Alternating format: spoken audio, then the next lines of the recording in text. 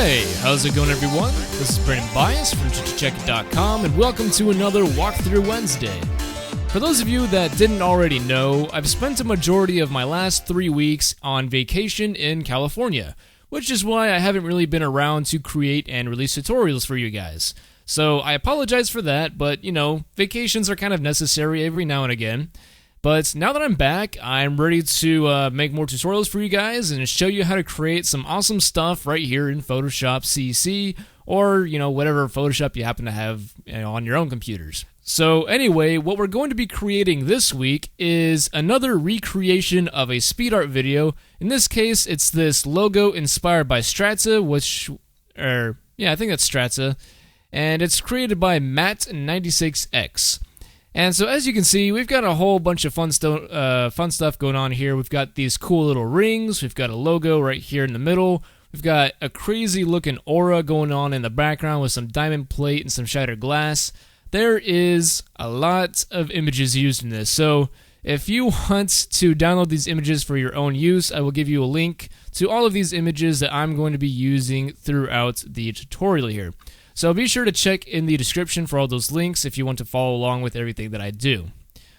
So let's take a look at my version of this, and let's go full screen, and voila! As you can see, it's basically, it's mostly exactly the same. There's just a few differences, like the logo I did a little bit differently.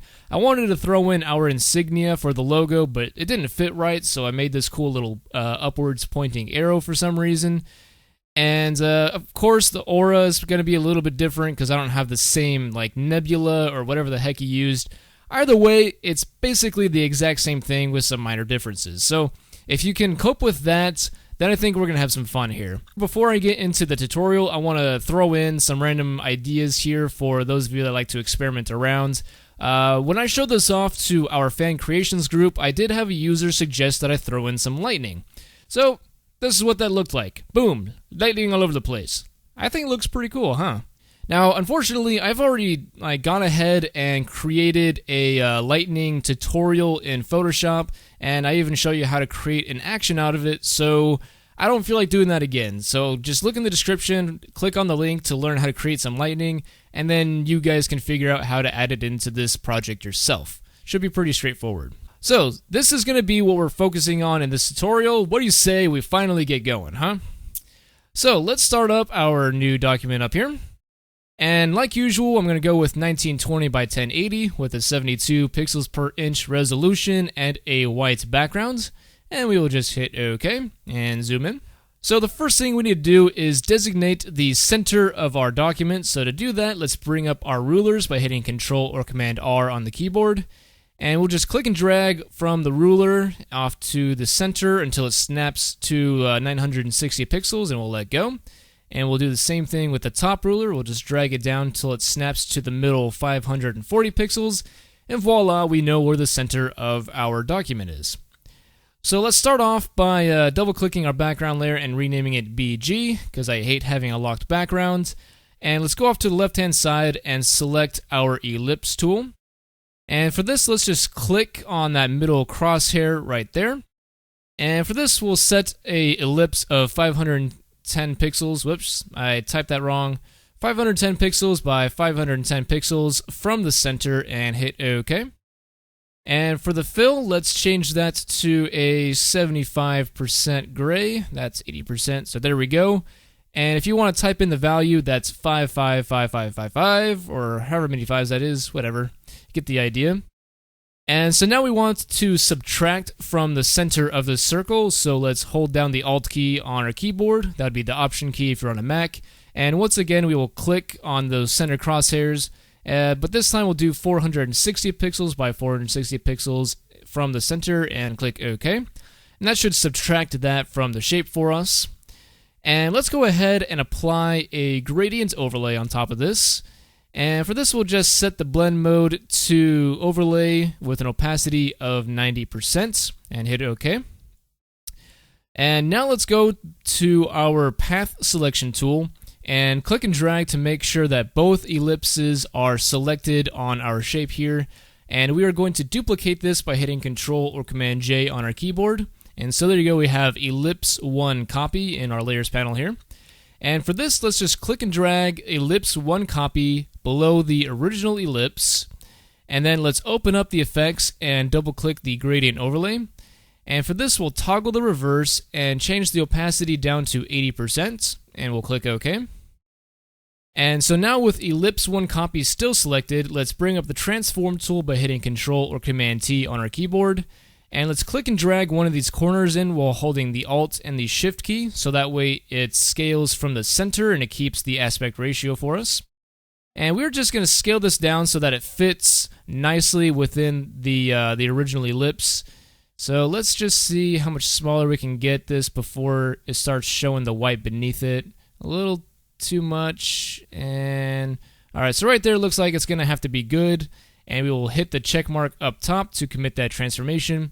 And so now you should be able to see that this size down ring has that reversed gradient in it, and so that way it just kind of distinguishes it from the outer ring. Looks pretty cool, huh? Okay, so now that we have our rings set up, let's go ahead and create some of the etches on the side. So let's make a new layer, and we will call this Etches, or, you know, whatever suits your guys' fancy. And let's go up to the left-hand side and select our rectangular Marquee tool, and make sure your feather is at 0 pixels and the style is set to normal.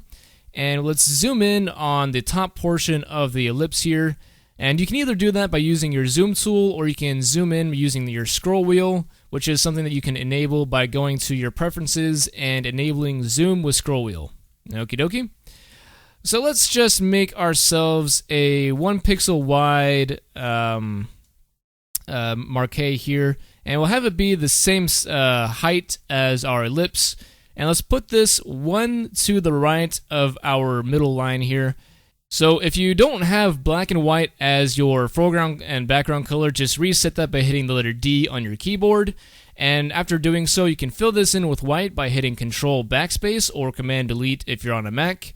And I'm going to hit the left arrow key to nudge this Marquee over 1 pixel. And we'll fill this in with black by hitting Alt Backspace or Option Delete if you're on a Mac. And so we should have this black and white little etch here in our rings.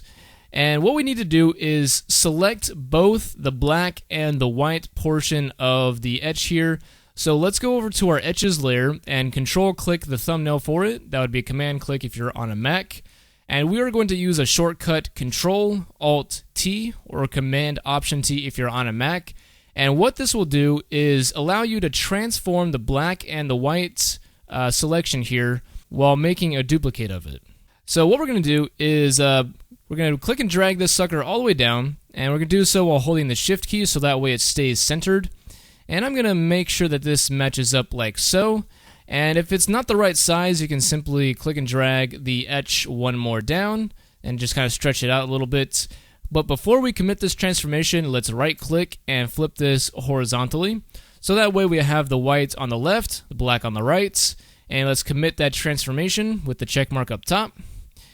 And so next up, let's once again load the Etches layer as a selection by Control clicking the thumbnail for it. And once again, let's do a Control Alt T or Command Option T if you're on a Mac.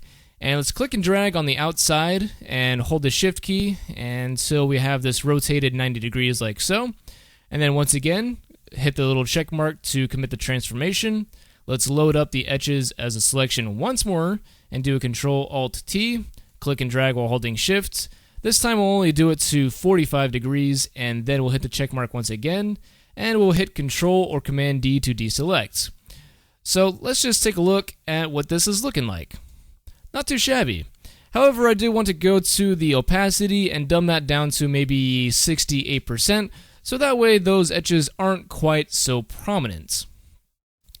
Alright, so we're off to a pretty good start. What do you say we move on to the second set of rings? So let's select the Etches, Ellipse 1, and Ellipse 1 copy, and let's group them together by hitting Control or Command G on our keyboard. And we'll just rename this to ring. And let's duplicate this ring by hitting Control or Command J once again. And let's put the ring copy below the original ring group. And let's transform this group by hitting Control or Command T. And once again, let's size this up while holding Alt and Shift. And we're just going to size this up until we start seeing that little divider there, which is actually just the inner ring, seeing as we're duplicating the entire section here. But we're just going to size this up until it is right about that size, so that way they're the same thing, they just have a little bit of a gap to it. Alright, so let's hit the check mark to commit that transformation, and now we need to start distinguishing these rings from each other so that way they look a little bit different. So to do that, let's select the ring copy group and go to Effects and add a color overlay. And for this, we're just going to set that to a black color at about 60% opacity and hit OK. And all that's going to do is make it so that this particular ring is a darker shade of gray. So next up, let's select the original ring group and go to Effects and add an inner shadow. And for this, let's set the angle to 90 degrees. Let's put the opacity up to 100% and change the size to about 25 pixels.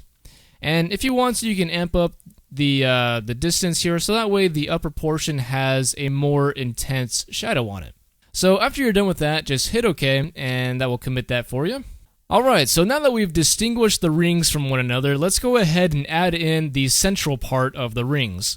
So let's go to the BG and add a new layer, and we'll go back to our ellipse tool off to the left hand side, and I hid my guide, so let's bring those back up. And let's click and drag a ring from the middle, and make sure you're holding the shift key so that way it stays like a perfect ellipse.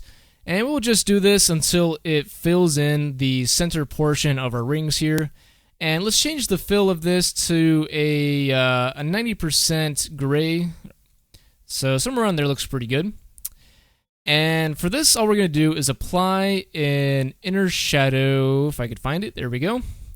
And for this, once again, let's put the opacity up to 100%, put down the distance, and then amp up the size until it looks like it's at a good... until it's at a good size for us. So somewhere around 175 looks like a good size for me.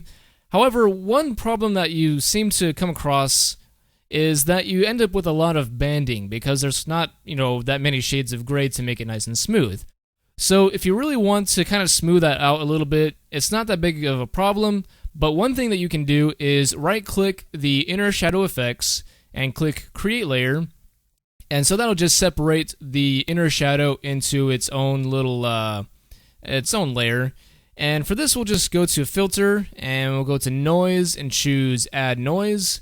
And you can set that to amount of like 30% at Uniform Monochromatic. And that should just very nicely smooth that up by adding in some noise. So it's very subtle, but some people are anal about it, so maybe that's something that you want to do. Up to you. Alright, so now that that is set in stone, let's go ahead and create the logo in the middle. So let's make a new layer above the ring group, and for this, let's go grab our rectangle tool, and we're going to click and drag a square from the middle here while holding Alt and Shift, and we're just going to do this about the size that's kind of nearing the edges of the inner ring here. And after you make that rectangle, let's transform it, once again with Control or Command-T, and we will rotate it 45 degrees so that it looks more like a diamond, and we'll hit the check mark. And if you're in Adobe Photoshop CC, it will ask you if you want to turn it into a regular path. Just click Yes. So after this, let's go to the fill and change this to some sort of a light bluish color. So somewhere around there looks like it might be pretty good. Let's make that... Right there looks pretty good to me. So that's 0AB3F2 if you guys want to use that color yourself, and we'll click OK. And so now what I want to do is create the shape that I'm going to use for the inner portion of the rectangle. So to do that, let's duplicate rectangle 1 by hitting Control or Command J. And let's go ahead and change the fill of that back to like white or just some other color that makes it easily distinguishable. And let's transform this and size it down, which you guys should understand the concept for by now. And let's actually do this one a little bit smaller. Somewhere around there looks like a good size to me, and I'll hit the little check mark to commit the transformation. And this particular rectangle is going to be used as the foundation of the arrow that I want to create. However, I do want to make sure that I have a good size predetermined for the width of the arrow. So For that, I'm going to create another new layer for the rectangle. So I'll just click and drag another new shape. And let's just make it about yay big. Looks pretty good. Except maybe I'll make this a little bit shorter, so that way I have an idea of where to start the flat portion of the arrow. So somewhere around there looks like a good size to me, and I'll let go. And this time I'll change that color to black, so that way I can tell where the side of this goes. And so now let's go back to rectangle 1 copy, and making sure that the rectangle tool is selected. Let's hold down the Alt key, so that way we're going to be subtracting from the shape, and we will click and drag, and now I'll let go of the Alt key, and I'll just kind of do this until the rectangle meets the side edge of the black rectangle that I just created. So that meets up perfectly, ironically. So let's swap back to the path selection tool, and while holding down the Alt and the Shift key, let's click and drag this off to the right hand side until it matches up with the black square. And so that way everything looks like it's ship shape. So let's delete rectangle 2, and let's turn off rectangle 1 for the time being. And so that way we can just click and drag a selection around these shapes right here. And so now that they're all selected, let's go ahead and load rectangle 1 copy as a selection by control clicking the thumbnail for it. And then let's turn that off, turn rectangle 1 back on. And now I'm going to click the layer mask icon at the bottom of the layers panel while holding down the Alt key or the Option key if you're on a Mac. And so that should create a layer mask that has that selection subtracted from it. So that way that's the only portion of it that is missing. Okay, so one more thing that we can do to make this logo look like it's at least a little bit more interesting is to add in some little lines on the side of it, which you can see in the original here. We've got these little lines off to the side, and the easiest way to go about doing that is to use the guides here. So let's create a selection here with our Marquee tool from this horizontal line. I'll just click and drag downwards while holding down the Alt key.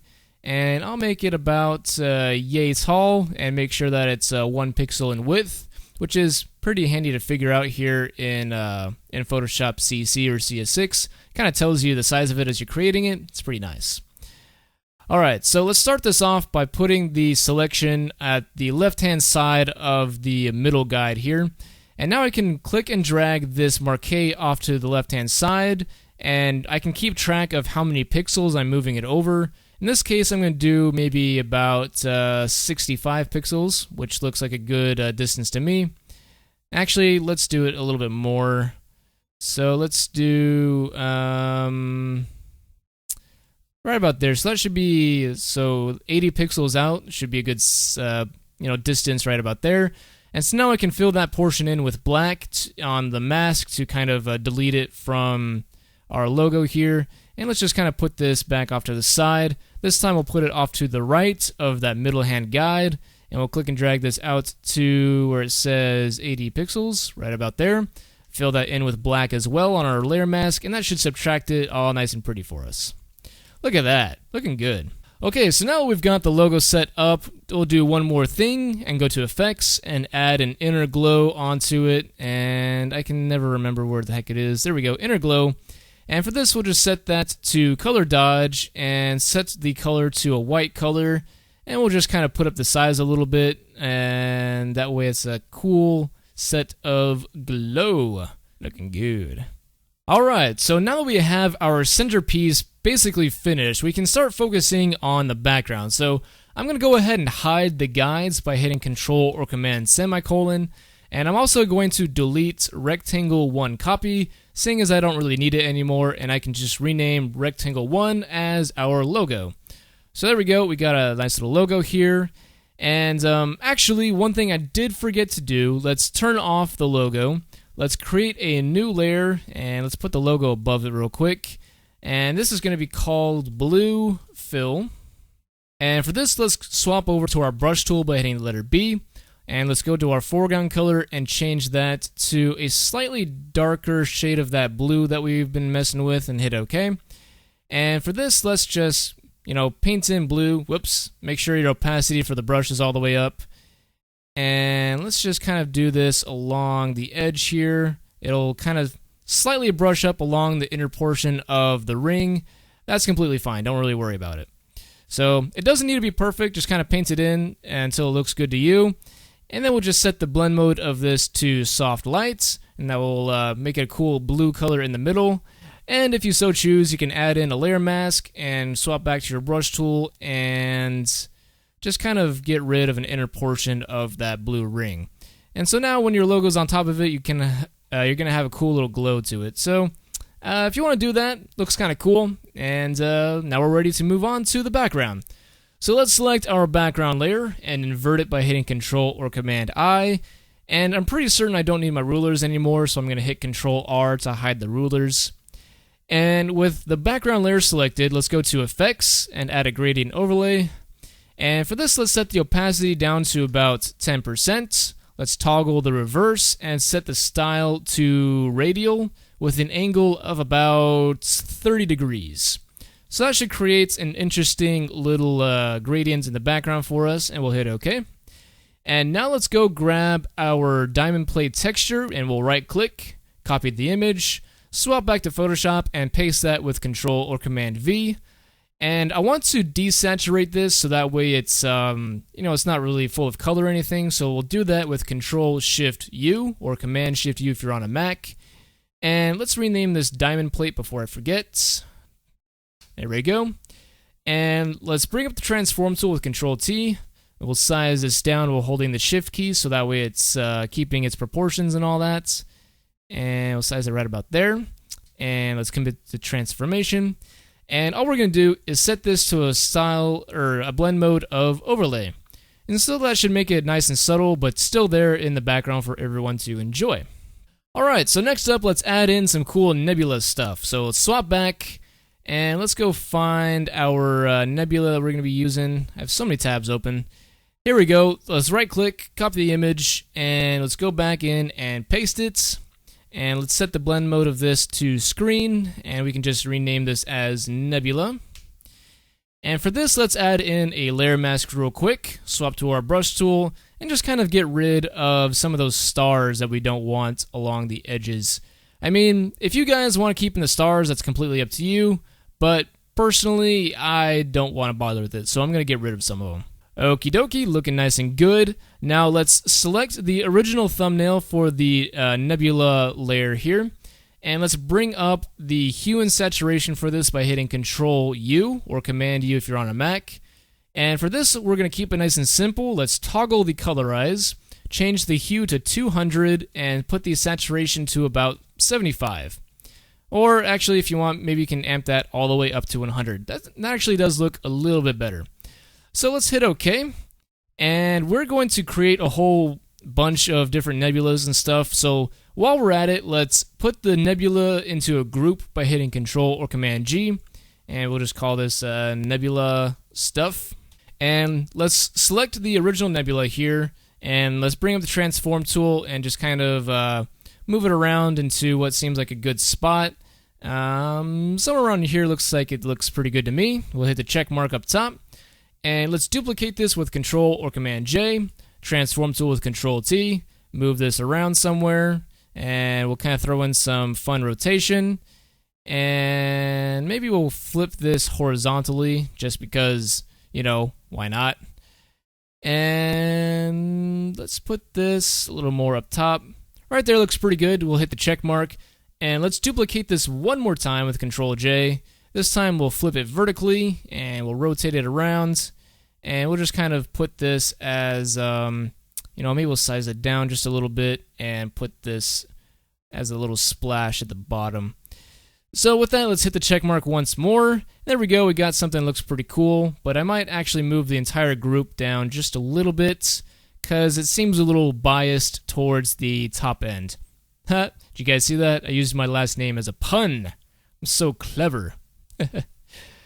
Okay, so one thing that you guys can decide to do, it's completely up to you if you want to do this or not.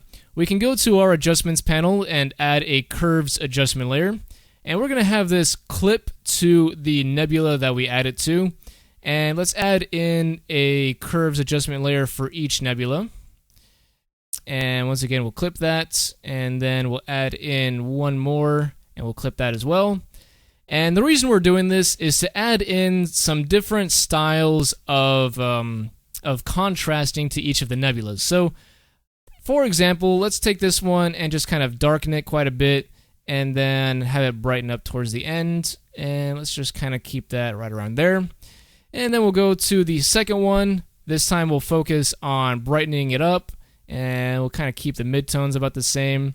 But then the original one, let's put in some serious contrasting on it. And let's make it really bright towards the end, and brighten that back up. And so there we go. We should have, you know, at least semi more interesting little clouds of blue. You know, makes it look kind of cool. So if you guys want to do that, that sounds great. If not, don't worry about it. Okay, so one more thing that we can add in. Let's make a new layer above the nebula stuff. And for this, we're going to go back and grab our smashed glass. We'll copy that, paste it on in. And instead of setting this to screen, let's set it to linear dodge. And we'll put this into a group for our glass. And this is our glass layer. And for this, let's bring up the transform tool, and this time we'll scale it up because it is a little bit too small for our document here. So somewhere around there looks pretty good. Maybe I'll throw in a little bit of rotation. And let's hit the check mark, duplicate it, flip it vertically. And this time let's rotate it around yonder and maybe kind of move it up this direction. I don't know. I still have no idea what the heck I'm doing on that aspect. I just kind of do it randomly. Okay, so now that our background is set up, now we've got a little bit of a clash of color here. We've got all this cool blue stuff going on in the background, but our logo in the middle is still mostly gray, so we need to add in quite a bit of blue along the edges so that way it kind of matches the scene a little bit better. So let's create a new layer above our logo. We're just going to call this Blue Glow, something along those lines.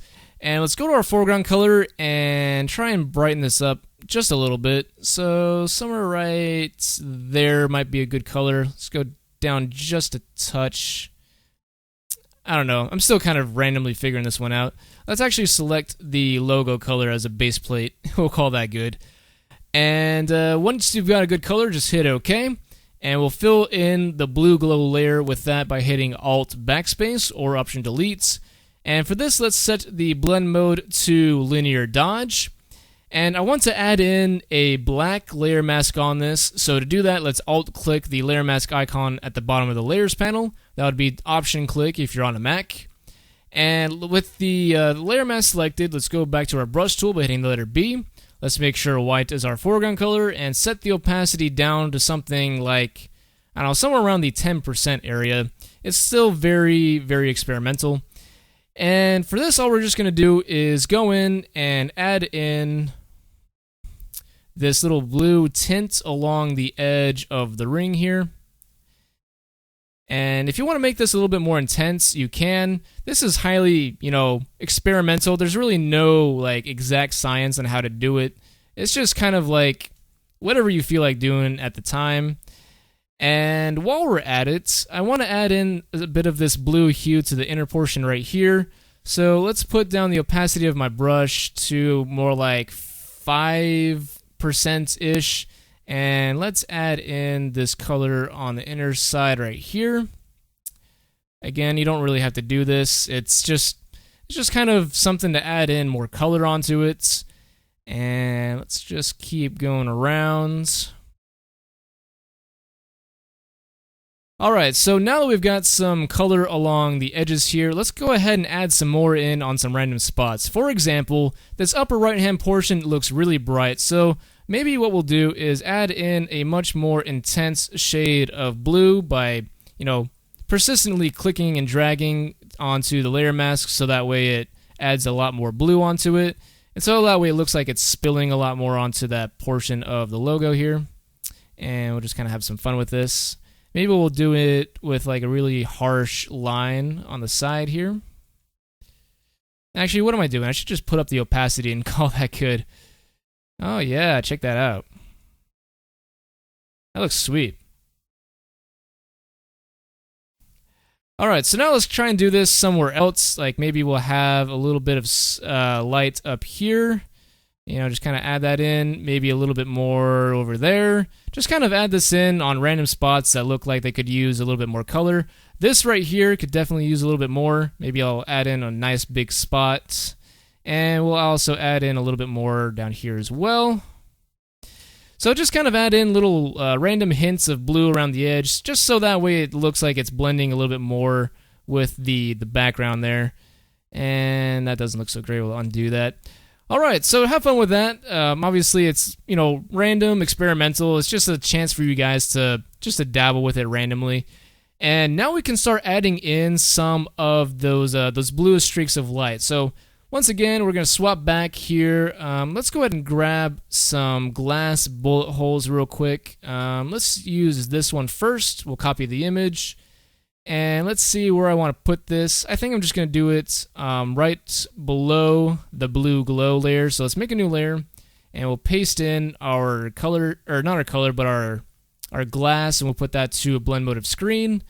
And let's bring a transform tool and size this down a little bit and put this in an appropriate spot. I might size this down just a little bit more and rotate it. So right there looks pretty good. And I'll also duplicate that with Control J and move this up to the side.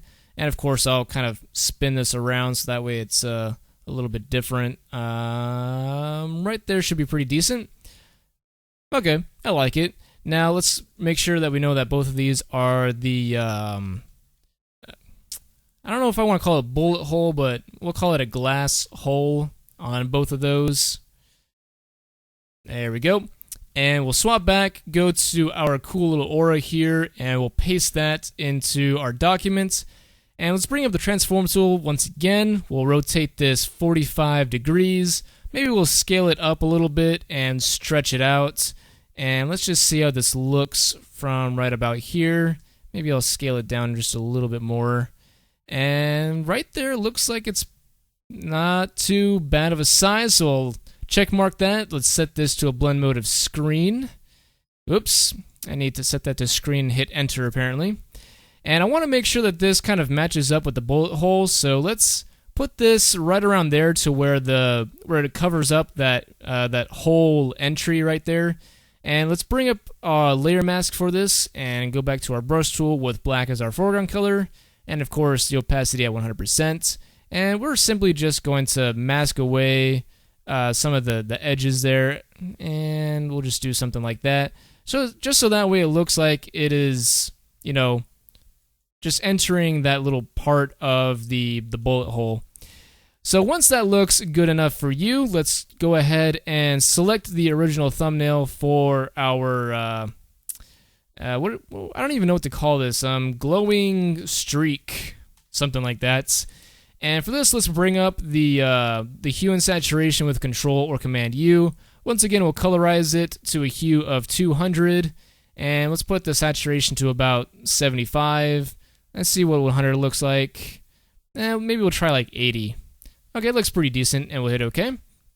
And let's go ahead and duplicate this, hit Control T, flip her on around, right there. And we'll put this one on the other side like so. And we'll make sure that this matches up. Okie dokie. And so one thing to help this blend a little bit better is to go to the blue glow, bring up your brush tool, make sure it's set to white. Maybe we'll put down the opacity on our brush a little bit. And we will simply just click in and maybe size up our brush until it, it looks like it's like a really bright glowing spot. Maybe we'll add in a little bit more here. And let's do the same thing over here. Start off small, size up our brush, and get something like that. Whoa, that one's a little bit too bright, but whatever, it looks pretty cool. And of course, if you really want to, you can lower the opacity of your brush even more. Whoops, I didn't mean to push that button. And make a really big glow off to the side, like so. Just so that way the lines look like they're glowing a little bit more. That's actually pretty epic looking. I like it a lot. And let's see, one more thing that I think would look pretty good is if we added in some contrasting onto the rings itself. So one thing what we can do is just go to the ring group, make a curves adjustment layer, clip it to the ring, and we'll do that for the ring copy as well. And let's see, for one of these curves, let's see, we want the inner ring to be a little bit brighter, but we're working on this one now. So let's, okay, so right now we're on the outer ring, so let's actually darken this one up a bit, and that actually looks pretty good. And let's go back up to this one, and this one I want to brighten up the outer ring, but then I want to darken the inner portion of it. So let's just kind of mess with that until it looks good. All right, and maybe something like that. All right, so that's pretty cool. Let's go into full screen and check out this bad boy. All right, so I think we are pretty much done here. I know that some of the steps that I tried to explain to you guys were a little bit confusing. Don't worry, just kind of, try, rewinding and rewatching parts as needed. I'm pretty certain that you guys will be able to figure it out. I tried to explain it as best as I can. It's a little bit confusing if you're newer to Photoshop, but, if you're a veteran, I'm assuming this is pretty easy for you. But either way, I hope you guys enjoyed this tutorial. If you want to give me any feedback, just leave it in the comments section below. Also, for viewers out there that are not English speaking, if you have like Spanish or German or anything of that sort, if you want to maybe give yourself a little bit of free publicity, we're doing something to where people create subtitles for us in other languages, and we repay them by putting them like in the description of the video that they translate. I don't know, we're still pretty new to the idea, so if you want to talk to us more about it, just send me a message right here on YouTube, or you can send me an email at brandon@chickacheckit.com. Again, guys, I hope you enjoyed the tutorial and learned something new. Leave comments in this comment section below, and I will see you guys next Tuesday. Peace out.